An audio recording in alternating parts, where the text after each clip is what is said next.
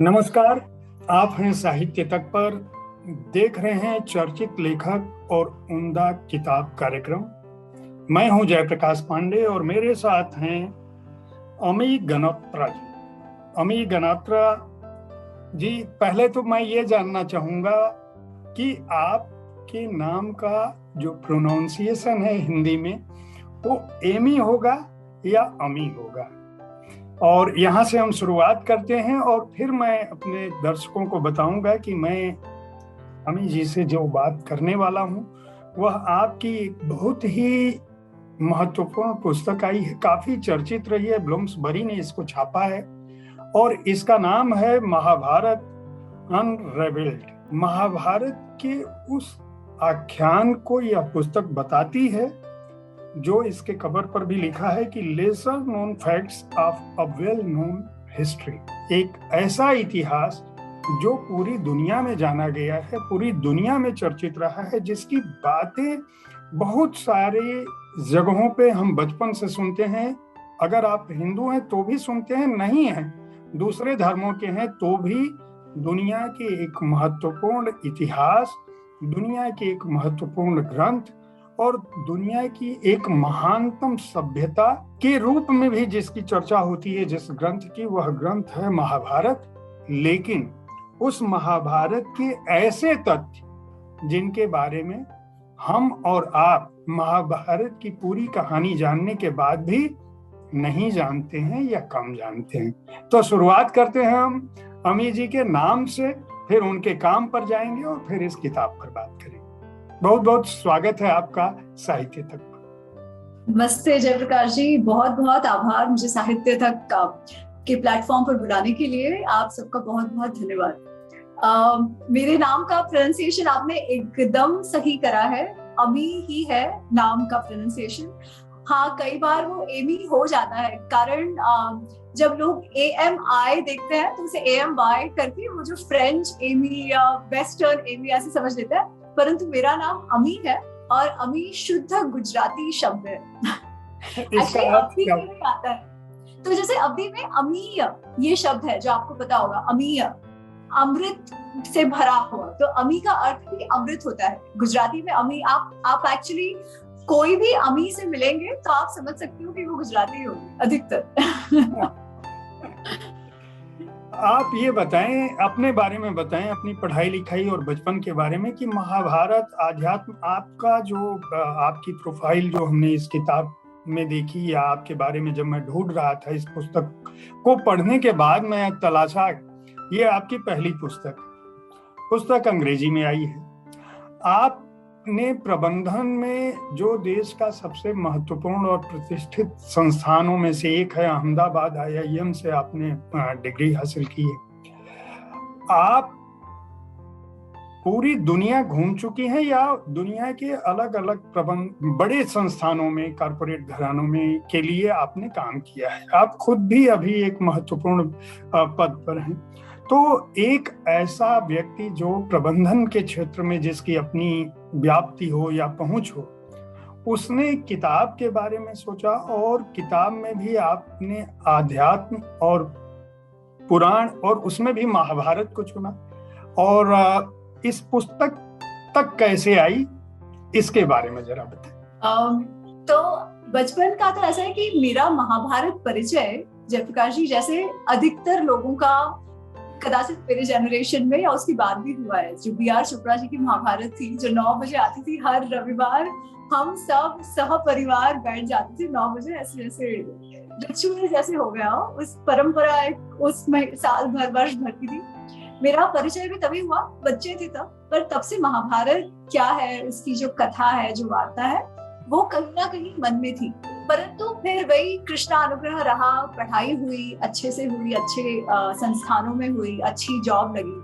तब ऐसा कोई मन में ना पुस्तक लिखने का था, ना ही आध्यात्म का था, कुछ नहीं था। जैसे सबका जीवन चलता है ना, रोटी कपड़ा मकान, बस वो जो रैट रेस जिसे कहते हैं कि बस लग गए, कमाई कर रहे हो, कमा रहे हो, काम कर रहे हो, कमाई कर रहे हो, काम कर रहे हो, बस इसी में जीवन उलझा हुआ था।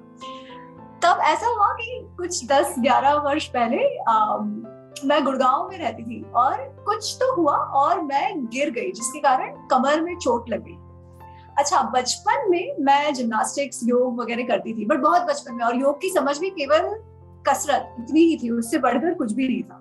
तो जब फिर ये कमर में चोट लगी तो मेरी माँ जो है वो बहुत ज्यादा आध्यात्म में भी है पर योग में भी है। तो उन्होंने कहा तुझे आता है तो वापस शुरू कर। और मेरे मन में ऐसा था कि नहीं यार, वो जिम नहीं जाओगे, पसीना नहीं आएगा तो कुछ मजा नहीं आता, बट मैं कुछ कर पा नहीं रही थी, इसलिए वापस योग शुरू करा। और ऐसा हुआ कि योग करने से जो मैंने प्रैक्टिस वापस शुरू करी, उससे केवल कमर तो ठीक होती गई, परंतु पूरा जो अंतर का वातावरण था, क्योंकि थोड़ा सा बहुत स्ट्रेस टाइम चल रहा था, जैसे यूजुअली जॉब्स में होता है, कुछ ऐसी चीजें चल रही थी कि जिससे ना मुझे लग रहा था जैसे कि मैं नहीं। पर योग करने से, प्रैक्टिस करने से वो थोड़ा सा बदल गया, वापस जैसे मन प्रफुल्लित रहने लगा, अच्छा अनुभव होने लगा। तो मैंने कहा यार ये बदलाव तो योग के कारण आया, तो ये योग है क्या, चलो और करते हैं। और करने में मैंने सोचा चलो पतंजलि योग सूत्र का नाम सुना है, और कुछ नहीं मालूम था, एकदम कहो ना अज्ञान ही थी, अभी भी कुछ खास बदलाव नहीं हुआ, तभी तो और भी ज्यादा थी। और मैंने पतंजलि योग सूत्र को ढूंढना शुरू किया कि और कौन से आसन में कर सकती हूँ। और मेरे उस समय जो शॉक में थी मैं कि पतंजलि योग सूत्र में तो आसन है ही नहीं, केवल 2-3 बार आता है, वो केवल जो आसन का ये कि आप सुख में रहो, स्थिरम सुखम आसनम, बस इतना ही। तो मैंने कहा अच्छा, तो अब तक मैं कर रही थी वो क्या था, ये तो कुछ और ही बात कर रहे हैं। फिर उसके कारण थोड़ा सा योग के अंदर जो थ्योरी है उसको ज्यादा समझने का प्रयत्न करने लगी, उससे गीता पढ़ने पर आई। फिर उससे मुझे लगा कि अगर हमारे शास्त्रों को समझना होगा तो संस्कृत सीखना अत्यंत आवश्यक है। तो संस्कृत साथ साथ में पढ़ना शुरू किया, संस्कृत भारती के जो 4 लेवल्स हैं वो साथ में पढ़ने शुरू किए। उसी दौरान राजीव मल्होत्रा जी की एक पुस्तक है बीइंग डिफरेंट, उसका बहुत प्रभाव पड़ा। तो वो समय ऐसे था कि ये सारी चीजें एक साथ होती गई। और संस्कृत सीखते सीखते मैंने सोचा चलो अगर मुझे व्याकरण में तो मैं शास्त्री बन जाऊंगी, ये तो नहीं होगा, परंतु मैं शास्त्र पढ़ सकूं इतना मुझे आना चाहिए। तो मैंने पढ़ने के लिए महाभारत भी शुरू करा पढ़ना। और उसका कारण भी ये था कि महाभारत की जब भी बात होती है ना, तो लोगों के बहुत ही ज्यादा, जैसे हम आज कहते हैं कि पोलराइज्ड व्यूज होते हैं। कोई कहता है कि नहीं कर्ण ही हीरो था, अर्जुन तो बिल्कुल हीरो नहीं था। कोई कहते हैं कि युधिष्ठिर को धर्मराज कहते हो, पर उन्होंने धर्म का तो कोई काम करा नहीं, अपनी बीवी को दांव पे लगा दिया। द्रौपदी के बारे में एक तरफ कहेंगे कि अरे इतनी महान स्त्री थी, दूसरी तरफ कहेंगे अरे वो तो गुस्से में पड़ी होती थी हमेशा, कुछ नहीं तो दुशासन के लहू से सर धो लिया, है ना। तो मैं सोच रही थी ये क्या है महाभारत। और फिर एक मित्र ने एक बार एक टिप्पणी करी कि अच्छा हाँ, महाभारत एक बहुत ही सुंदर कथा है, पर ये तो आप नॉर्थ इंडियन की कथा है, उत्तर भारतीयों की कथा है, हम दक्षिण भारतीयों को कुछ लेना देना नहीं है इससे। और मैंने कहा अच्छा ऐसा सब है क्या, तो हम इसको पंचम वेद कहते हैं, हम इसका इतना बड़ा उसको मान देते हैं, इसका कारण क्या है, जब कि महाभारत से कोई भी व्यक्तित्व अच्छा या बुरा कुछ है ही नहीं, सब कुछ चलता है, धर्म अधर्म कुछ है ही नहीं, सब कुछ चलता है। ऐसी कुछ समझ अगर महाभारत की है तो इसको इतना महत्व क्यों दिया गया। तो इसके उत्तर ढूंढने के लिए और साथ साथ में संस्कृत की पढ़ाई हो, इसलिए मैंने महाभारत पढ़ना शुरू किया। पुस्तक लिखने का तो कोई प्रयोजन था ही नहीं, केवल प्रयोजन।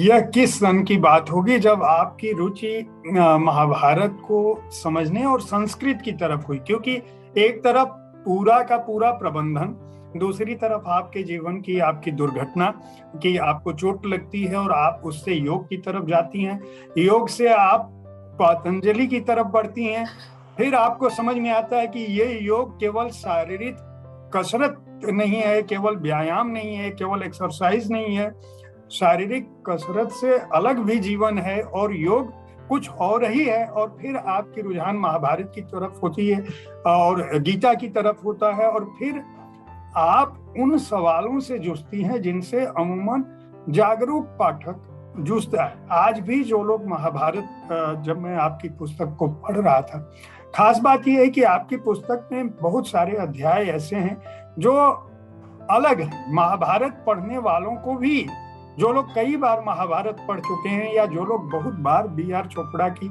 महाभारत देख चुके हैं या जो लोग श्रीमद् भगवत गीता को पढ़ चुके हैं, सामान्य तौर पर हमारे घरों में हिंदी में हम पढ़ते हैं या अंग्रेजी में पढ़ते हैं। पहले तो यही आज की पीढ़ी यही नहीं जानती कि यह संस्कृत में लिखा हुआ है, और शास्त्रों को संस्कृत में पढ़ने के लिए आपने संस्कृत भी सीखा। तो ये कौन सा साल था जब आपकी रुचि इस तरफ बढ़ी? और फिर आपने कई सवाल ऐसे, जैसे कि भारत वर्ष कैसे बना, दक्षिण भारत की क्या भूमिका रही है महाभारत की युद्ध में, इस तरह के सवालों से भी आप इस पुस्तक में न केवल आपने इसको रखा है, बल्कि आपने लिखा है कि मैंने जो फुटनोट तैयार की अपनी पढ़ाई के दौरान, उसको मैं एक जगह सहेजती गई, और बाद में मुझे लगा कई आपके शुभेच्छुओं ने और दोस्तों ने कहा कि नहीं, आप इसको लिख के लोगों के सामने लाइए। तो वो साल और उस प्रक्रिया के बारे में थोड़ा बताइए। तो ये जब मुझे चोट लगी वो 2009-10 का वर्ष रहा हुआ, और जब संस्कृत मुझे लगा कि नहीं, पढ़ना चाहिए, सीखना चाहिए और थोड़ा सा ज्यादा सीरियसली इसे लेने लगी, वो 2014-15 का वर्ष था। और उसमें हुआ ये कि मैंने 2013 में जो मेरा जॉब था वो बदला था, और पहले के कार्य के कंपैरिजन में मुझे काफी ज्यादा समय होता था शाम को। जो मैं पहले जिस जॉब में थी वो कंसल्टिंग में था, उसमें तो पूरा दिन पूरी रात कब निकल जाती थी पता नहीं चलता था, जबकि जो दूसरा जॉब ज्वाइन करा उसमें ऐसा नहीं था। तो समय होता था तो क्या करो, तो और साथ साथ में ये चल रहा था। तो वो कहते हैं ना, कई बार वो अनुग्रह, कृष्ण का देवानुग्रह ऐसा होता है कि चीजें एक साथ बस आती जाती है और आपको एक मार्ग पर ले जाती है। मेरे ख्याल से मेरे साथ ऐसा ही कुछ हुआ है। मैंने ऐसे कभी सोचा था कि अरे मुझे ये करना है, लिखना है, ये कर लेना, ऐसा कुछ भी नहीं था। ये था कि चलो जो मार्ग दिख रहा है सामने उस पे चलते जाओ, और उससे एक से दूसरी चीज शुरू हो गई। महाभारत पढ़ना मैंने पहली बार 2017 के टाइम पर शुरू करा। तो 2017-18 के टाइम पे जब भी समय मिले तो मैं बैठ जाती थी गीता प्रेस की महाभारत का, और वो भी मैं उस समय हांगकांग में रहती थी, तो मेरे पास हार्ड कॉपीज तो थी नहीं, तो जो सॉफ्ट कॉपी और गीता प्रेस की एक्चुअली फ्री में अवेलेबल है ना, निःशुल्क अवेलेबल है, उसका मैं प्रिंट आउट लेके घर आती थी और फिर उसको पढ़ती थी और नोट्स बनाती थी। तो वो उस तरीके से मैंने 17-18 में पढ़ना शुरू करा। अच्छा, और लिखने का ऐसे हुआ कि देखिए, वो भी वही देवानुग्रह की बात है कि 2020 में मैं वापस भारत आ गई, और मुझे ऐसी कोई जॉब वापस ज्वाइन नहीं करना था। वो कहता ना सबैटिकल लेना था, तो मैं ब्रेक पर थी और लॉकडाउन का समय था। कोरोना से दुनिया का बहुत ज्यादा नुकसान हुआ है, परंतु मेरे लिए कहीं ना कहीं वो भी एक अवसर के तौर पे उभरा। तो उस समय मार्च में मैं वापस आई, और अप्रैल में मोदी जी ने वापस ये चला दिया दूरदर्शन पर चाणक्य, महाभारत, रामायण, और हम सब बैठ के, क्योंकि बेली थी मैं, कुछ कर नहीं रही थी, तो मैं और माँ बैठ के सारा कुछ देखते थे। तो B R. Chopra Mahabharat of course पहले भी देखी थी, उसके बाद भी देखी थी। तो जब वापस आने लगी तो इस बार क्योंकि मैंने महाभारत पढ़ी थी, तो मुझे पता चला था कि बी.आर. चोपड़ा की महाभारत ने एक हम सबके लिए बहुत ही महत्वपूर्ण काम करा है कि हमको महाभारत से जोड़ा। परंतु उसमें ऐसे कई वाक्य आते हैं, ऐसे कई प्रसंग है जो महाभारत में नहीं है। तो उस विषय में मैं लिखती थी फेसबुक पर कि अच्छा, इसमें ऐसे नहीं, ऐसा है, और महाभारत को कोट करके, क्योंकि नहीं तो लोग कहेंगे अरे आप कौन हो, आपकी बात हम क्यों माने। तो मैं उसको कोट के साथ उसका ये करके भेजती थी कि देखो ऐसा है, इसमें ये इसका सोर्स है, ऐसा है। और उससे फिर लोगों ने कहा कि अच्छा, हमने महाभारत पर इतना पढ़ा, और आप देखिए इतनी सारी पुस्तकें हैं, है ना, पर सारी की सारी फिक्शन कैटेगरी में आती है कि लोगों ने कोई पात्र ले लिया महाभारत का और उसके आसपास महाभारत से जुड़े हुए, परंतु उनके मन में भी जो क्रिएटिव लिबर्टी जिसे हम कहते हैं, उस हिसाब से वो पात्र के आसपास एक कथा बनाई और उसके विषय में पुस्तक लिखी। और जब हमने वो पढ़ी तो भले ही लेखक ने ये नहीं कहा कि वो इतिहास है, पर क्योंकि वो महाभारत से रिलेटेड था, तो जो पढ़ने वाले हैं उन्होंने यही मान लिया कि ये महाभारत, और उसके कारण लोगों में एक्चुअल महाभारत में क्या है ये पता ही नहीं था। तो जब मैंने ये करना शुरू करा कि अच्छा नहीं, ऐसा आप देख रहे हो परंतु महाभारत में ऐसा है, ऐसा आपने इस पुस्तक में पढ़ा है परंतु महाभारत में ऐसा है, तो लोगों को बहुत रुचि आई और लोगों का ये था कि नहीं, ये हमें और जानना है। और तभी ब्लूम्सबरी के प्रवीण तिवारी जी थे, वो मेरे मित्र भी हैं, तो उन्होंने कहा कि अरे फेसबुक पर लिख रहे हो, इससे उससे अच्छा आप एक पुस्तक बनाओ जो महाभारत पे बेस्ड हो, फिक्शन ना हो, कोई पात्र से रिलेटेड फिक्शन ना हो, महाभारत का हो, महाभारत में जो है वो हम लोगों तक ले आए, इस विषय में आप सोचिए। और बस पुस्तक लिखी गई। तो वही वो नहीं, बहुत बहुत आपको शुभकामनाएं। और मैंने जो पुस्तक अभी तक जो मैं पढ़ पाया हूँ, पूरी पुस्तक हालांकि मैंने पढ़ी है, और खास बात ये कि मैं प्रतिदिन एक पुस्तक पढ़ता हूँ इसके बावजूद, और महाभारत तो कई बार किसी न किसी संदर्भ से गुजरा है। ढेर सारे जो हमारे पौराणिक आख्यानों के लेखक हैं, अंग्रेजी में, हिंदी में, संस्कृत में भी जो लोग लिखे हैं, उनको भी पढ़ता रहा हूँ।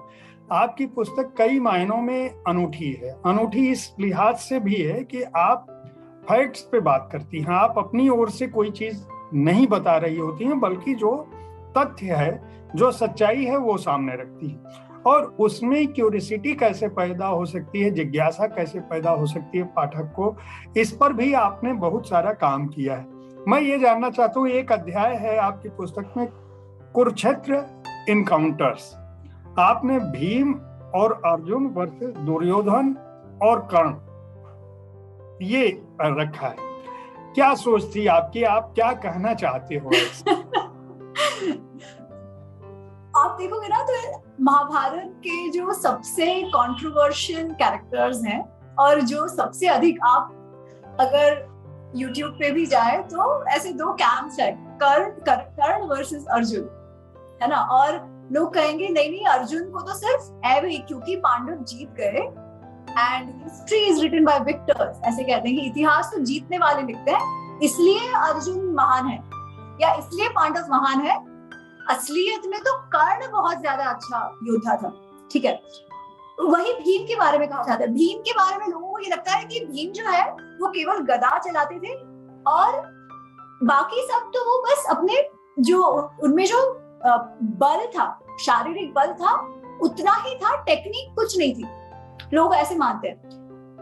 और दुर्योधन तो चलो मैंने सिर्फ कर्ण के साथ जोड़ने के लिए, पर मुझे इन तीनों के विषय में नंबर्स के साथ दिखाना था कि भाई आप जब कहते हैं कि कोई अच्छा है या कोई बुरा है, तो वो किसी तथ्य पर तो आधारित हो।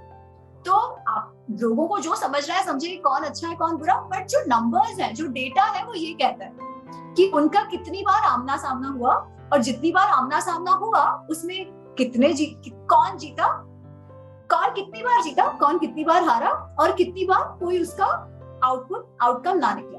तो बस मुझे ये करना था। उसके बाद लोगों के ऊपर है कि वो किस योद्धा को अच्छा समझे, बुरा समझे वगैरह। तो मुझे वो डेटा लाना था, बिकॉज ये कई बार लोग इतने, और मुझे जो आश्चर्य की बात भी लगती थी कि अभी भी लगती है, अभी भी जब मैं कई बार इतने सारे ये मैंने बोला है, महाभारत पर लिखा है, फिर भी लोगों को जब ऐसे कहा जाता है कि अच्छा नहीं, महाभारत में कर्ण का ऐसा व्यक्तित्व था, तो लोग पर्सनली ले लेते हैं, गुस्सा हो जाते हैं, गालियां तक देना शुरू कर देते हैं, क्योंकि इतने ज्यादा वो कहते हैं कि इन्वेस्टेड है महाभारत में। महाभारत लोगों के हृदय के इतने करीब है, इतने समीप है, कि लोगों को लगता है ये हमारे, जो कर्ण है, अगर मुझे कर्ण पसंद है तो वो मेरे घर का एक व्यक्ति है और मुझे उसको डिफेंड करना है। अगर अर्जुन को मैं पसंद करती हूँ तो वो मेरे घर का मेरा भाई है, मेरा पति है, जो भी है, मुझे उसको डिफेंड करना है। तो उसमें हम कहते हैं ना कि हमें हमारे बच्चों के या घर वालों की कुछ बुराई नहीं दिखाई देती, वैसे हमने उनके जो इतिहास के व्यक्तित्व है उनको भी हम हमारा घर का मान के, उनकी बुराइयों को ढक के उनके लिए हम लड़ने निकल पड़ते हैं। जबकि इतिहास का जो उद्देश्य है वो अलग है। जिस तरीके से भारत में इतिहास लिखा गया है, हमारे ऋषियों द्वारा लिखा गया है, उसका उद्देश्य था हम तक धर्म अर्थ काम मोक्ष की सीख पहुंचाना था। और अगर हमें धर्म अर्थ काम मोक्ष तो चलो अलग बात है, पर इनकी सीख लेनी हो, हमें हमारा जीवन कैसे जीना चाहिए ये सीख लेनी हो, तो उसके लिए हमें इन व्यक्तित्वों को, इन कथाओं को जो है वैसा समझना होगा, तो ही हम समझ पाएंगे कि कर्म कैसा होता है। और जब आप इस तरीके का कर्म करो तो उसका कर्म फल क्या होता है। तो खैर ये मैं और अलग दिशा में जा रही हूँ, परंतु हाँ, मुझे वो कर्ण, अर्जुन, भीम, इन तीन योद्धाओं के विषय में बहुत ज्यादा, क्योंकि कंफ्यूजन होता है लोगों को, उसको क्लियर करना था डेटा के साथ। अगर मैं आपसे पूछूं कि महाभारत का सबसे पसंदीदा महिला पात्र या ऐसी कौन सी महिला पात्र है जिसको आइडियल के तौर पर आज के समय में हमारा समाज स्वीकार कर सकता है, तो आप किसे मानेंगे? भारत में जितने भी स्त्री पात्र है ना जयप्रकाश जी, मुझे लगता है हर एक स्त्री पात्र बहुत ही ज्यादा वो जो कहते हैं ना कि शक्तिशाली, उनकी जो व्यक्तित्व है वो बहुत शक्तिशाली है। हर एक अलग अलग प्रसंगों से गुजरे हैं, हर एक का धर्म कर्म अलग रहा है, परंतु हर एक फिर आप गांधारी ले लीजिए, द्रौपदी ले लीजिए, कुंती ले लीजिए, या जो छोटे कैरेक्टर्स हैं जिनके ज्यादा हम देखते नहीं है, जैसे उलूपी जो जो अर्जुन की एक पत्नी थी, या हिडिंबा जो घटोत्कची माँ है भी, उनका जो छोटा सा भी उनके बारे में जो हमें बताया गया है, तो वे ये सारी स्त्रियां जो है, जो हमको एक परिकल्पना हमारे दिमाग में होती है कि अरे भारत में तो स्त्रियों पर केवल अत्याचार ही हुआ है, स्त्रियों को कभी कोई आजादी नामक वस्तु नहीं थी, कोई वो बोल नहीं पाती थी, वो लोग का तो जैसे सेवकों जैसा हाल था, उनके लिए उनके पिता पति पुत्र यही लोग निर्णय लेंगे। तो हम जब ये स्त्री कैरेक्टर्स देखते हैं तो बोलते हैं नहीं ऐसा बिल्कुल नहीं है, वो लोग स्वयं अपना निर्णय लेती थी, उनके मन में जो भी हो वो बोलती भी थी, उनको शास्त्र की भी समझ थी, उनको इतिहास की भी समझ थी, और अपना धर्म कर्म कैसे करे इसकी भी समझ थी, और ना ही वो कभी उनके हक अपने लिए भी बोलने से पीछे हटी है। दैट सेड, जिसके विषय में हमें सबसे अधिक पता है और बताया गया है वो है द्रौपदी। और द्रौपदी के लिए जब भी बात होती है तो केवल वस्त्रहरण का प्रसंग पर बात होती है, उस पर चर्चा होती है कि उसके साथ अरे रे बेचारी द्रौपदी के साथ कितना बुरा हुआ, हम वो प्रसंग की बात करते हैं। या फिर वो जो एंड में दुशासन का जो प्रसंग है कि भाई उसने अपने बाल धोए, इन 2-3 चीजों की बात होती है। जबकि एक बात तो कि वो बाल धोने वाला प्रसंग, लहू से बाल धोने वाला प्रसंग तो है ही नहीं महाभारत में। वो अंधे का पुत्र अंधे का जो प्रसंग है द्रौपदी को लेकर, वो है ही नहीं, क्योंकि द्रौपदी का जो व्यक्तित्व है वो इतना ग्रेसफुल है, इतना उत्कृष्ट है कि वो जानती थी कि वो एक रानी है और वो ऐसा कुछ कभी बोल ही नहीं सकती। पर इसके बियॉन्ड जो हम कहानी जानते हैं, उसके बियॉन्ड भी एज इंद्रप्रस्थ की रानी द्रौपदी का एक व्यक्तित्व था जो द्रौपदी स्वयं सत्यभामा को बताती है। और वो प्रसंग भी बहुत सुंदर है। उसमें होता ऐसा है कि वो 13 वर्ष वनवास में है, और मैं थोड़ा सा इसको लंबा करके बता रही हूँ क्योंकि आज के परिप्रेक्ष्य में भी वो बहुत हम सबके लिए वो जानना महत्वपूर्ण है। तो ये वनवास में है और कृष्ण और सत्यभामा मिलने आए हैं पांडवों को और द्रौपदी को। तो पांडव और कृष्ण जो है वो तो अपनी कुछ गप्पे मार रहे हैं और द्रौपदी के साथ सत्यभामा बैठी है। तो सत्यभामा उनसे पूछती है कि द्रौपदी आप मुझे एक बात बताओ कि आपके पास ऐसा कौन सा वशीकरण मंत्र है। और द्रौपदी पूछती है वशीकरण मंत्र। तो सत्यभामा कहती है कि मेरा एक पति है, कृष्ण मेरे पति है, परंतु उनको भी मैं मेरी बात मनवा नहीं सकती। आपके तो 5 पति है, परंतु जैसे वो आपको देखते हैं, जैसे वो नित्य आपके बोल झेल कर आपको प्रसन्न करने के लिए तत्पर रहते हैं, ये तो मैंने और कहीं नहीं देखा। तो आपके पास ऐसा कौन सा वशीकरण मंत्र है जो आपने आपके 5 पतियों पर चला रखा है जिससे वो आपके वश में रहते हैं।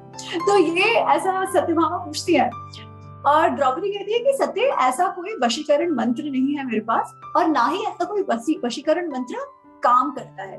मुझे मेरे पतियों से बहुत आदर मिलता है, मुझे मेरे सास से बहुत आदर मिलता है। उसका कारण ये है कि मैं अपने सारे कर्तव्य बहुत अच्छी तरह निभाती हूँ। और कर्तव्य केवल एक माता, एक पत्नी के नहीं, एक रानी के भी कर्तव्य। और फिर वो जो द्रौपदी सत्यभामा संवाद का जो प्रसंग है उसमें वो किस तरीके से, जब वो इंद्रप्रस्थ की महारानी थी तो सारे कार्य करती थी। तो जैसे हम कहते हैं ना, आज एक कंपनी में चीफ ऑपरेटिंग ऑफिसर होते हैं, जो कंपनी के अंदर के जो सारे काम हो, ऑपरेशनल काम हो, वो सारा वो देखते हैं। उस तरीके से द्रौपदी भी पांडवों के इंद्रप्रस्थ की चीफ ऑपरेटिंग ऑफिसर थी।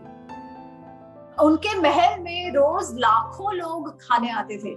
उन सारे अतिथियों का ध्यान रखना, इंश्योर करना कि उन्होंने खाया पिया ठीक से है कि नहीं, उनके खिलाने पिलाने के लिए जो दास दासियां होते थे उन सब का ध्यान रखना कि उन्होंने खाया पिया है कि नहीं, कौन कितना काम कर रहा है, जो हम प्रोजेक्ट मैनेजमेंट कहते हैं ना, पूरा कौन कितना काम कर रहा है, किसी को वेतन मिल रहा है कि नहीं। अगर युधिष्ठिर को प्रवास में जाना है तो कितने रथ उनके साथ जाएंगे, कितने हाथी उनके साथ जाएंगे, उनका जो कोष है, वो कोष में कितना व्यय हो रहा है, कितना आय आ रहा है, इस सब की समझ जितनी द्रौपदी को थी उतना तो शायद पांचों पांडवों को भी नहीं थी। ये द्रौपदी स्वयं बता रही। तो ऐसा व्यक्तित्व है द्रौपदी का, और ये वही द्रौपदी है जो जब इतना उनके साथ इतना दुर्व्यवहार हुआ, ये कौरवों की सभा में द्यूत क्रीड़ा के समय इतना दुर्व्यवहार जब हुआ, उसके पश्चात जब धृतराष्ट्र फाइनली डर के मारे उनसे कहते हैं कि अच्छा नहीं द्रौपदी, तुम मुझसे कोई जो चाहो वो मांग लो, मैं वरदान देना चाहता हूँ तुम्हें, तब वो स्त्री इतने ट्रॉमा में है, इतने दर्द में है, इतनी पीड़ा में है, फिर भी सबसे पहले वो मांगती है कि आप दासत्व से युधिष्ठिर को मुक्त करिए, और दूसरा वो मांगती है कि आप दासत्व से मेरे बाकी चारों पति को मुक्त करिए और उनको केवल उनके शस्त्र वापस लौटाइए। फिर धृतराष्ट्र वापस पूछते कि नहीं तुम और भी मांग लो। वो चाहती तो कहती कि नहीं हमें पूरा इंद्रप्रस्थ वापस दे दो, परंतु वो कहती है नहीं, मैं एक क्षत्राणी हूँ, मुझे केवल दो ही बार मैं मांग सकती हूँ जो मैंने मांग लिया है, और मेरा काम था उतना मैंने कर दिया है, अपने पतियों को दासत्व से मुक्त कराना। इसके बाद उनका पुरुषार्थ है कि वो जो खोया है उन्होंने वो वापस पाए। ये मैं उनके लिए नहीं कर सकती, अपने पुरुषार्थ से वो अपना राज्य वापस पाए, और मुझे विश्वास है कि वो पाएंगे। तो उस समय भी, उस पीड़ा में भी वो अपना कर्तव्य, अपनी लिमिट नहीं भूलती। ऐसा वो व्यक्तित्व है, और वो केवल स्त्रियों के लिए नहीं, तो मेरे ख्याल से आज के जीवन में स्त्री पुरुष सबके लिए एक आदरणीय व्यक्तित्व है। बहुत अच्छी, आपने बहुत अच्छी बात बताई और बहुत विस्तार से बताया। इस पुस्तक में आपने इन चीजों को लिखा भी है, और मैं चाहूंगा कि हमारी चर्चा से ज्यादा लोग इस पुस्तक को खरीद कर पढ़ें और जाने कि महाभारत के जितने सारे एस्पेक्ट्स हो सकते हैं, जिन चीजों को देखकर, सोचकर, पढ़कर हमारे दिमाग में बहुत सारी चीजें आती हैं, उन्हें तथ्यतः रखा है। एक चित्र भी इस पृष्ठ पर है जिसमें पूरा का पूरा भारतवर्ष महाभारत के समय में कितना बड़ा था, कितना व्यापक था, कौन से राज्य पांडवों के साथ थे, कौन कौरवों के साथ थे, कौन दोनों पक्षों के साथ थे, और किन्होंने भाग नहीं लिया उसका भी जिक्र है, और साथ ही यह भी जिक्र है कि किस क्षेत्र के बारे में जानकारी नहीं थी। दक्षिण भारत की भूमिका का भी आपने विस्तार से उल्लेख किया है इस पुस्तक में। मैं चाहूंगा कि उसे संक्षेप में बताएं कि दक्षिण भारत के कौन से राज्य महाभारत युद्ध में शामिल हुए थे और किस रूप में हुए थे। जिस तरीके से पुस्तक का स्ट्रक्चर है ना, जैसे मैं बता रही थी कि मेरा जो उद्देश्य था वो ये था कि महाभारत के विषय में जो प्रश्न है लोगों के मन में, वो संशय दूर होते जाए। इसलिए वो स्ट्रक्चर भी ऐसे किया है कि पहला जो सेगमेंट है वो सारा महाभारत के विषय में हो, जिसमें ज्योग्राफी, हिस्ट्री वो सारा कवर करें। तो दक्षिण की जो बात आती है, जैसे मैंने कहा कि मेरे जो मित्र ने कहा कि अरे आप, ये तो केवल उत्तर भारतीयों की कथा थी, तो वो कहीं ना कहीं मुझे बहुत पीड़ा हुई थी वो प्रश्न, वो बात सुनकर, और इसलिए उस प्रश्न को तो मुझे उसके विषय में लिखना ही था। इसके कारण ये चैप्टर आया है। तो आप अगर देखें तो युद्ध के दौरान तो जो दक्षिण के जो राज्य थे, चोल, पांड्य, केरल, कर्नाटक, इसमें से काफी लोग जो थे, इसमें से काफी सारे राज्यों ने भाग लिया था। कलिंग, अच्छा कलिंग राज्य जो है वो कौरवों के साथ था। क्यों था कौरवों के साथ? क्योंकि कलिंग की जो बेटी थी, जो प्रिंसेस थी, वो दुर्योधन की पत्नी थी। अच्छा, तो दूसरी बात, क्या केवल युद्ध तक ही सीमित था दक्षिण भारत का रोल? नहीं, जो हम रोटी बेटी व्यवहार कहते हैं ना, वो ही होता था। शादियां भी होती थी, जैसे कलिंग की तो मैंने बात बताई। अच्छा, चित्रांगदा जो अर्जुन की तीसरी पत्नी थी, जिनके पुत्र हुए बब्रुवाहन, वो लोग समझते हैं कि नॉर्थ ईस्ट में कहीं पर है, पर ऐसा नहीं था। चित्रांगदा जहां से है वो एक्चुअली कलिंग के नीचे एक आता है। अगर आप महाभारत देखें तो जो डिस्क्रिप्शन आता है उनके राज्य का, वो कलिंग के नीचे आता है, और वहां से वो थी, वो भी साउथ में आता है ना। तो इस तरीके से बहुत सारे प्रसंग है। अच्छा, विदर्भ की रानी रुक्मिणी, विदर्भ भी तो साउथ में आया, जिनका विवाह कृष्ण के साथ हुआ, है ना। तो मुझे ये बताना था कि केवल युद्ध में भी वो लोग, युद्ध में तो उन्होंने भाग लिया ही था, और साथ साथ सनातन संस्कृति में जैसे बेटी बेटी का व्यवहार होता है वैसा भी दक्षिण और उत्तर भारत में था। तो आज जो हम अरे दक्षिण भारत, उत्तर भारत, आर्यन, द्रविडियन ये सब कहते हैं, वो महाभारत के टाइम से नहीं है।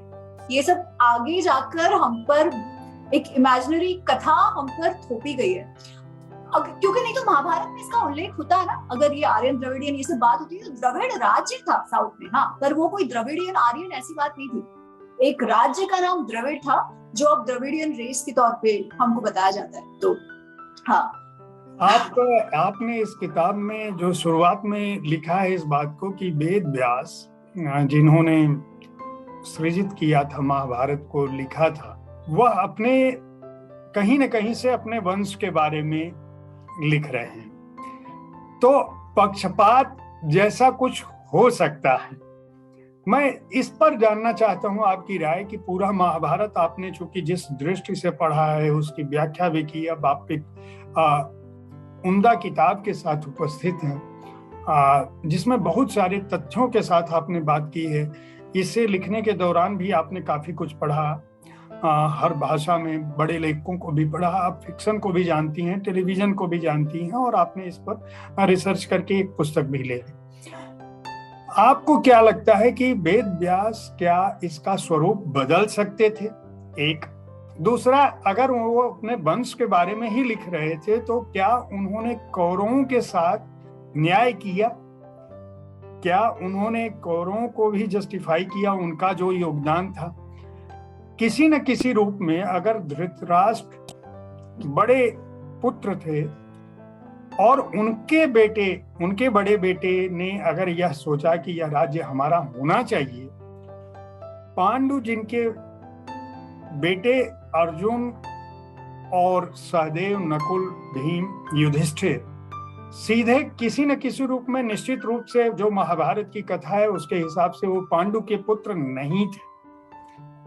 वो कुंती के और गांधारी के हो सकते हैं, लेकिन पांडु के तो नहीं थे। तो अगर न्याय के धरातल पर इस दृष्टि से हम सोचें बतौर पाठक, तो यह जिज्ञासा बहुत सारे लोगों के मन में होती है कि यह तो धर्म का पक्ष तो कहीं न कहीं दुर्योधन के साथ था, क्योंकि ये उनका अधिकार था। एक स्त्री जो अपने पति के साथ वन में गई है, वह अचानक लंबे समय बाद 5 बच्चों के साथ वापस आती है, उसका पति नहीं है। जो लीगल हेयर अगर हम सोचें तो पांडु थे, पांडु वापस नहीं आते हैं, उनकी पत्नी आती है। जो जिन बच्चों के साथ आती है वो बच्चे उनके नहीं हैं, क्योंकि वो यहाँ पैदा नहीं हुए थे, जंगल में उनका जन्म होता है। तो अगर इस दृष्टि से मैं सवाल को दूसरे डायमेंशन से, हमारे यहाँ तर्क की एक लंबी परंपरा है, मैं बतौर लेखक आपकी राय जानना चाहता हूँ कि आप इस सवाल को किस रूप में देखती हैं? बहुत ही सुंदर सवाल, और मैंने इतने सारे टॉक्स करे हैं, किसी ने ये प्रश्न पूछा नहीं, इसलिए मुझे बहुत खुशी है कि आपने ये प्रश्न पूछा जयप्रकाश जी। ये बहुत ही उम्दा सवाल है, बहुत ही उम्दा प्रश्न है। अच्छा, इसको हम जो कह रहे हैं ना कि धर्म, न्याय वगैरह वगैरह, ये हम आज के परिप्रेक्ष्य में देख रहे हैं, देखते हैं वो तब क्या था, है ना। तो उस परिस्थिति में क्या धर्म था, क्या अधर्म था, उसको समझने का प्रयत्न करते हैं। फिर मैं वेदव्यास जी पर आती हूँ। तो जैसे धृतराष्ट्र, विदुर और पांडु का भी जो जन्म था वो नियोग द्वारा हुआ था, है ना। इसीलिए वो कौरव, वैसे देखा जाए अगर हम लिनिएज, लहू के हिसाब से देखा जाए तो वो लोग तो कोई कौरव थे नहीं, कौरव केवल भीष्म थे, है ना, वैसे देखा जाए तो। परंतु उनको मान्यता प्राप्त थी। क्यों मान्यता प्राप्त थी? क्योंकि नियोग को शास्त्रों में सही माना गया है कि जब किसी स्त्री का या तो पति ना हो या पति उसे पुत्र या पुत्री, कोई भी बच्चा देने की परिस्थिति में ना हो, तो पति या अपने सास ससुर के परमिशन से किसी, ज्यादातर ऐसे होता था कि परिवार में से ही किसी को बुलाए, पर ऐसे किसी पुरुष को बुलाकर आप नियोग करवा सकते हो किसी को भी आप ले आओ और अपने मौज मस्ती के लिए कर लो, ऐसा नहीं होता था। नियोग के भी नियम होते थे कि एक बार कंसेप्शन हो जाए, फिर वो जो व्यक्ति है, जो पिता जिसके द्वारा वो संतान आई है, उसका कोई भी अधिकार उन बच्चों पे नहीं रहता, और जिस पिता के लिए वो नियोग हुआ है वो उन्हीं के कहे जाते हैं। इसीलिए भले आज हमारे यहाँ ऐसा कोई सिस्टम है नहीं, और आज हमको लगता है कि अरे नियोग हो तो क्या हुआ, एक्चुअली तो उसके बच्चे नहीं थे, तब ऐसा नहीं था,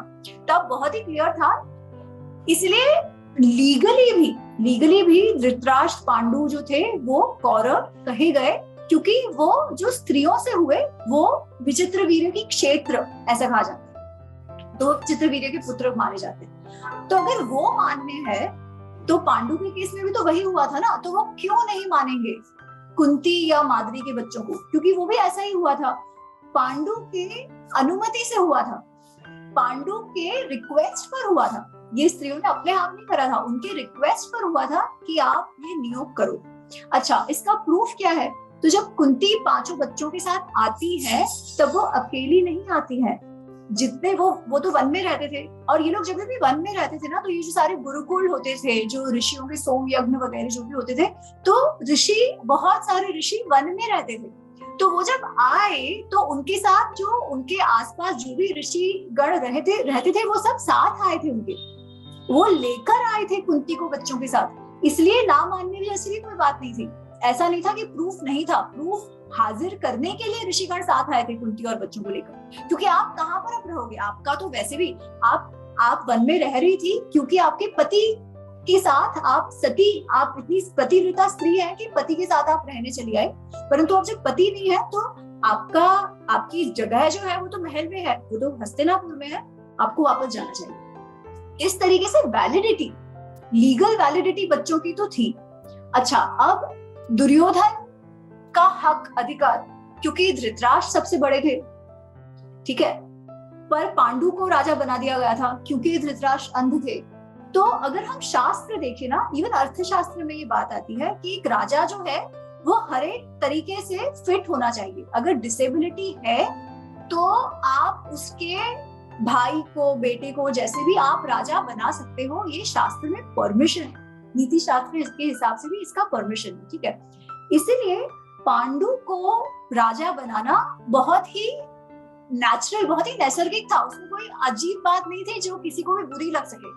इसलिए तो इतने आसानी से लोग मान गए ना, किसी ने ये नहीं कहा कि अरे नहीं, अगर ये गलत होता तो कोई तो बोलता कि अरे ऐसे पांडु को क्यों बना रहे हो, धृतराष्ट्र को बनाना चाहिए, पर ऐसा कोई वाद विवाद हुआ ही नहीं, क्योंकि पता था पांडु को ही बनना है, तो इसमें कोई दो राय भी नहीं थी, ठीक है। तो मैं कह रही थी कि धृतराष्ट्र और पांडु, अब ऐसी परिस्थिति है कि दोनों ही राजा थे, है ना, तो उनके बच्चों का भी वैसे देखा जाए तो अधिकार था। तो दुर्योधन का ये मानना कि मेरा अधिकार है, ये भी गलत नहीं था। उसी तरीके से युधिष्ठिर का ये समझना कि उसका अधिकार है, वो भी गलत नहीं था, क्योंकि धृतराष्ट्र हमेशा से पांडु के नाम पर राज्य करते थे, ठीक है। इसीलिए जब ऐसी परिस्थिति आई कि अब आगे क्या करूं लाक्षागृह के बाद, ठीक है, तब दुर्योधन और युधिष्ठिर के बीच ऐसे नहीं था कि नेचुरली युधिष्ठिर को बना दिया गया था युवराज। युधिष्ठिर को तब युवराज बनाया गया जब हस्तिनापुर के लोगों ने कहा कि युधिष्ठिर ज्यादा सूटेबल है इस पोजीशन के लिए। लोगों की मांग थी कि युधिष्ठिर को बनाया जाए, इसलिए धृतराष्ट्र कुछ कर नहीं सके और उनको युधिष्ठिर को युवराज बनाना पड़ा। फिर हम जानते हैं कि वो पूरा लाक्षागृह का एपिसोड हुआ, जब वो अज्ञातवास से बाहर आए, जब द्रौपदी के साथ विवाह वगैरह हो गया, उस समय भीष्म स्वयं कहते हैं कि अच्छा, इसका एक हल है, आप राज्य को दो भागों में बांट दो, एक दुर्योधन का रहे, एक युधिष्ठिर का रहे, क्योंकि वैसे देखा जाए तो लीगली दोनों का सही हक बनता भी था। इसलिए कोई ऐसे जड़ के बैठ नहीं गया कि नहीं केवल युधिष्ठिर को मिलेगा या दुर्योधन को मिलेगा, है ना। इसलिए उन्होंने कहा कि ठीक है, हम भाग बना देते हैं, एक युधिष्ठिर का रहे और एक दुर्योधन का रहे, और ये सबसे फेयर था। वैसे देखा जाए तो एकदम न्यायपूर्ण व्यवस्था उन्होंने, भीष्म जी ने करी थी। अच्छा, और प्रसंग देखते हैं, क्या कभी ऐसा हुआ नहीं था कि एक ही फैमिली का राज्य में अलग अलग राज्य कर दिए गए? तो ये हमने देखा है, जैसे धृतराष्ट्र के जो शांतनु थे, भीष्म के जो पिता थे भीष्म के, उनके एक भाई थे, एक बड़े भाई थे, एक छोटे भाई थे। जो बड़े भाई थे उन्होंने तो वनवास ले लिया था कुछ कारण से, वो तो ऑलरेडी चले गए थे, अपना हक उन्होंने छोड़ दिया था। जो छोटे भाई थे, जो बाहली राज्य हम कहते हैं ना, वो वहां के उनसे राजा उनको बना दिया गया था। तो दोनों ही राजा अपने अपने उनको अपना अपना राज्य भी दे दिया गया था। तो ऐसा जरूरी, तो जो मतलब एक राजा का पुत्र राजा बने ये तो है ही, परंतु इतना बड़ा जब आपका फैमिली होता है तब औरों को भी राज्य दिया जा सकता है ऑन सूटेबिलिटी। और इस केस में तो जैसे मैंने कहा ऑलरेडी दोनों का हक कहीं ना कहीं बनता था। युधिष्ठिर को केवल लोगों की मांग पर बनाया गया था, तो division was the best thing to do. अच्छा, आपने और एक प्रश्न पूछा था, क्या वेद व्यास जी पक्षपात करा उन्होंने इन चीजों से, है ना? तो जैसे मैंने कहा उस समय का जो न्याय की जो परिभाषा थी, ये सब कुछ न्याय संगत ही था, इसलिए उन्होंने किसी का पक्ष नहीं लिया है। उन्होंने जो कथा वो बताया है। अगर उनको पक्षपाती होना होता तो वो युधिष्ठिर का जो द्रौपदी को दांव पे लगाने वाला प्रसंग, ये कुछ लिखते ही नहीं। क्यों युधिष्ठिर को बुरा बनाते, जबकि एक और पर से धर्मराज कहा गया है ना? ऑफ कोर्स ये प्रसंग भी थोड़ा सा न्यूएंस है, बट दैट्स इट। तो कोई पांडवों की कोई बुराई बताते ही नहीं। वो जो पूरा अर्जुन, आगे जाके एक प्रसंग आता है जब अर्जुन और युधिष्ठिर का थोड़ा सा टसल हो जाता है और अर्जुन युधिष्ठिर को मारने अपनी तलवार निकालता है, ये कोई प्रसंग वो बताते ही नहीं। एकदम हीरो आइडियलाइज कर देते पांडवों को, अगर करना होता तो, है ना? पर उन्होंने ऐसा नहीं करा है। उन्होंने जो था, जिसका जैसे था वो बताया है। और क्योंकि मैं जो कहना चाह रही थी कि वो पक्षपाती नहीं थे, क्योंकि लहू से तो वो दोनों के ही दादा थे, कौरवों के और पांडवों के भी। तो ऐसा कोई कारण नहीं था उनके पास कि वो एक का पक्ष ले और दूसरे का ना ले, क्योंकि धृतराष्ट्र और पांडु दोनों से ही उनको इतना आदर सत्कार मिला था। उसी तरीके से कौरव और पांडवों से भी उनको इतना आदर सत्कार मिला था। ऐसा नहीं था कि कोई उनको ढंग से नहीं रखता था और दूसरा रखता था, ऐसा नहीं था। इसलिए पक्षपाती होने का एक तो उनके पास कोई कारण नहीं था, और सबसे महत्वपूर्ण बात, वो ऋषि थे।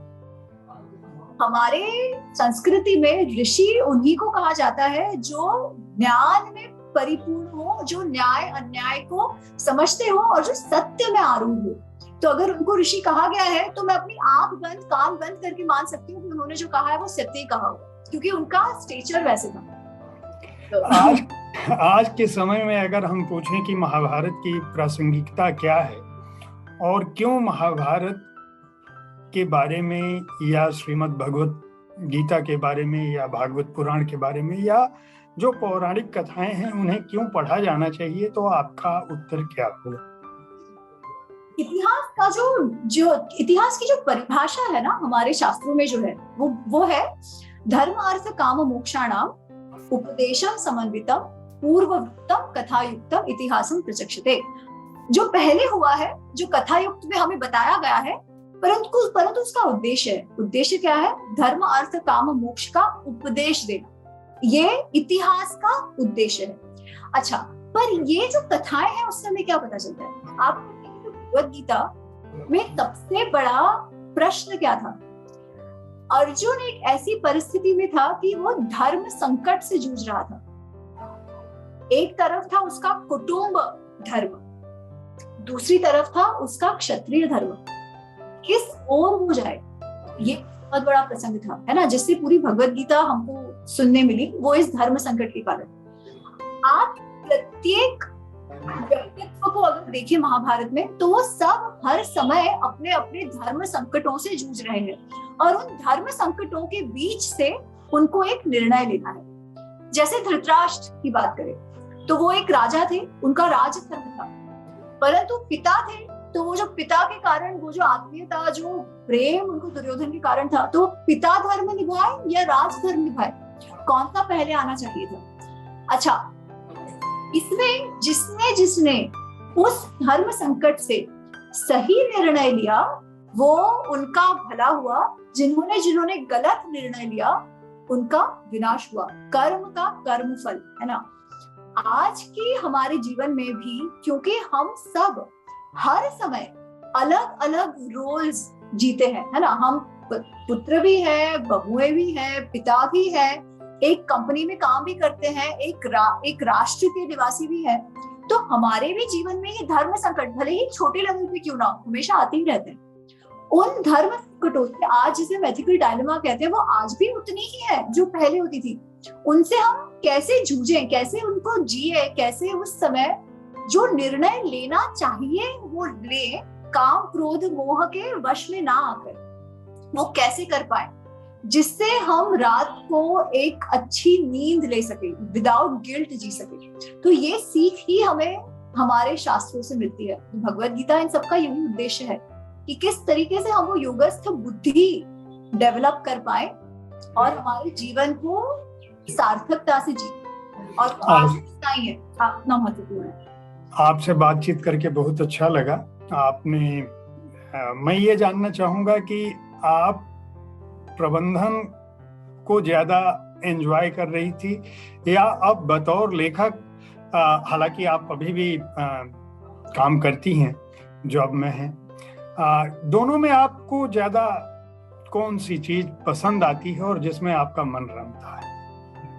मेरे ख्याल दोनों की अपनी अपनी जगह है। अगर प्रबंधन जो अभी मैं काम करती हूँ, कंसल्टिंग में करती हूँ, भले ही उसका एक अलग अगर उसका रूप देखा जाए तो अलग है, परंतु मुझे उसका बहुत ज्यादा उपयोग मेरे लेखन में भी हुआ है।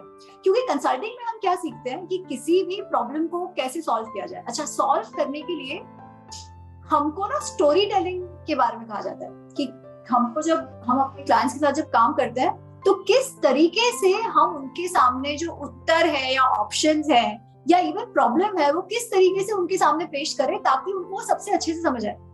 तो ये जो स्ट्रक्चरिंग, विचारों को किस तरीके से रखना, किस तरीके से बताना जिससे सामने वाले को बहुत अच्छे से समझ में आ जाए, ये काफी सारी चीजें मैंने मेरे काम में सीखी है, जो मुझे लगता है कहीं ना कहीं मुझे मेरे लेखन में भी उपयोग जो सहयोग करती है।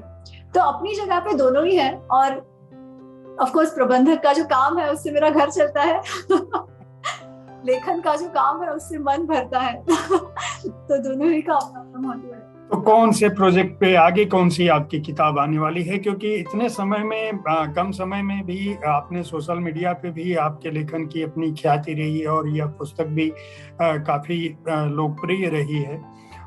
तमाम टॉक शो भी आपने किए हैं। तो अब दूसरी कौन सी किताब आ रही है आपकी? तो जैसे महाभारत के बाद अगर हमारे दो इतिहास है, महाभारत रामायण, तो Ramayan is the next one. अगले जुलाई में आ जाएगी रामायण अनरावल। उसका स्वरूप क्या होगा? रामायण को आपने किस रूप में लिखा है, कुछ अगर बताना चाहें तो हमारे। तो मेरा हम लोग का ना एक रीडिंग ग्रुप है जो हम हर शनिवार कोई ना कोई शास्त्र लेके पढ़ते हैं। तो हमने भगवत गीता पढ़ा है, रामायण पढ़ी है और उसका फिर चर्चा वगैरह होती है।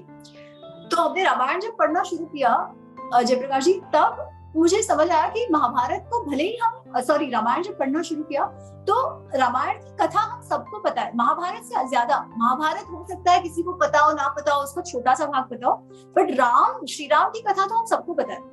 परंतु फिर भी हम जब पढ़ रहे थे तो हमने देखा कि कितनी सारी चीजें जो हमें पता है वो केवल वो कहते हैं ना टिप ऑफ द आइसबर्ग, उतनी ही पता है। दरअसल उसके पीछे जो सोच रही है, जो विचार रहा है, जिसके कारण श्री राम ने जो निर्णय लिया वो दिया, हनुमान जी ने जो व्यवहार किया वो किया, उस विषय में अधिक बातें ही नहीं होती। और मेरा फिर यही उद्देश्य रहा कि अगर वो इतिहास है जिससे हमें और सीख लेनी हो हमारे जीवन के लिए, तो इन प्रसंगों को समझना अत्यंत आवश्यक है। तो उसका नाम भी रामायण अनरावल्ड ही है। पर इसमें कितने सारे वो मिथ बस्टिंग है ना, उससे अधिक इन सारे प्रसंगों पर ज्यादा मेरा थोड़ा सा भार मैंने दिया है। कि जैसे मैं आपको एक उदाहरण देती हूँ। हम कहते हैं कि श्री राम जी जो है वो वनवास गए क्योंकि वो पितृभक्त थे, पिता ने कहा तो वो वनवास गए। हाँ, ये बात सही है, परंतु केवल यही कारण नहीं था। उनके वनवास जाने का इससे भी एक बड़ा कारण था और वो बहुत उसको अच्छे तरीके से लक्ष्मण को समझाते हैं। और मुझे लगता है कि वो जो समझ उन्होंने दी है वो हम सबके लिए जानना, समझना और अपने जीवन में उतारना अत्यंत आवश्यक। तो वो आप देखेंगे, वो भी आप रामायण आएगी किताब, तब हम आपसे फिर बात करेंगे, मिलेंगे, उस किताब को भी पढ़ेंगे। हमारी अग्रिम शुभकामनाएं उस किताब के लिए। और मैं अपने दर्शकों को बता दूं कि यह पुस्तक, मैं एक चीज मैं पूछना भूल गया जो मैं जरूरी समझता हूं, क्या यह पुस्तक हिंदी और गुजराती या दूसरी भारतीय भाषाओं में लाने की आप सोच रही हैं या आ रही है? क्योंकि अगर ये भारतीय भाषाओं में भी सुलभ हो तो जिन लोगों तक आप अपनी बात बताना चाहते हो, क्योंकि आज के समय में आम भारतीय लोगों को यह जानना, क्योंकि अंग्रेजी में बहुत सारे स्रोत हैं, संस्कृत जो लोग पढ़े हैं वो उनके पास मूल स्रोत है, हिंदी में भी बहुत सारा साहित्य सुलभ है, लेकिन इस तरह की तथ्यपरक पुस्तकों की जरूरत भारतीय भाषाओं में अंग्रेजी से कहीं ज्यादा है, क्योंकि अंग्रेजी के पास तमाम स्रोत हैं। भारतीय भाषाओं में इस तरह के स्रोत की कमी है। क्या आप ऐसा कुछ सोचते हैं? जी, तो ये पुस्तक हिंदी में आएगी, अभी 2-3 महीनों में ही उसका काम चल रहा है। तो अनुवाद चल रहा है पुस्तक का, मुझे लगता है कि इस महीने या अगले महीने तक फाइनलाइज हो जाएगा और उसके 2-3 महीनों बाद महाभारत, तो इसी वर्ष मेरी ऐसी मनोकामना है कि इसी वर्ष महाभारत अनरावल्ड हिंदी में आ जाए और अगले वर्ष रामायण भी मैं ला पाऊं। तो हिंदी में तो आ ही रही है, और भाषाओं में देखते हैं जैसे आगे प्रभु इच्छा। चलिए, बहुत बहुत शुभकामनाएं। बहुत बातचीत करके आपसे अच्छा लगा। अगले सप्ताह मैं फिर किसी ऐसी ही शख्सियत के साथ आप सबसे मिलूंगा। मैं यह जरूर कहूंगा कि अगर आपको अंग्रेजी आती है तो इस पुस्तक को जरूर खरीदें। आप अगर हिंदी के पाठक हैं, श्रोता हैं, तो थोड़ा इंतजार कर लें, यह पुस्तक हिंदी में भी आ रही है। बहुत बहुत धन्यवाद आपका। बहुत धन्यवाद।